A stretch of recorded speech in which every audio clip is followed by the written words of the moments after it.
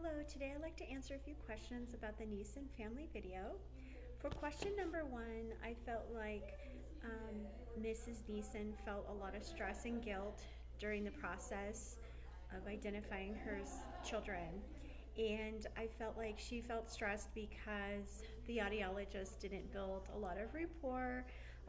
The audiologist talked about data and numbers a lot with her. And instead of asking, how is everything going with her children, she just turned straight to the data and talked about the numbers of how many hours of wear and how many hours of use. And I think that made her feel really stressed. She also talked about feeling stressed because she didn't know if her children were going to take off their devices in the car while she was driving. So that contributed to the stress as well. The second emotion she felt was guilt. She felt guilty that she wasn't doing enough as a parent. And so I feel like those two emotions were very big emotions in this video. For the second question, as an SLP,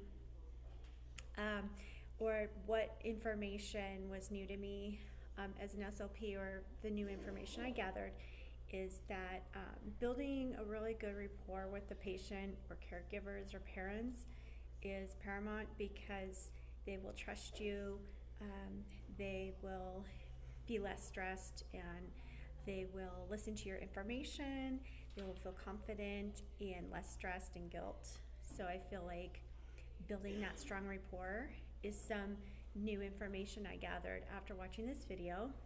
In the third question, as an SLP, instead of focusing on the data as much, I would focus on the person and making the connection with the patient, because it's not about the data, it's about the person. So instead of talking about how many hours of wear or how many hours they did their home program with SLP programs, I would rephrase the questions and rephrase general statements to make it very positive, and make it like, great job, you're doing great, and being very encouraging, and making sure that the parent feels comfortable with me and comfortable in the setting and comfortable with the home plan, so that there isn't a lot of stress for them.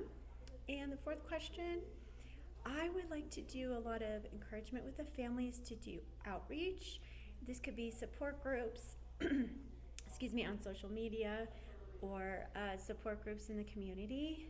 And I feel like reaching out to other families and parents with similar situations would help with the stress and anxiety of the situation. So I feel like for question number 4, I would really encourage those outreach group programs. Okay, thank you for listening.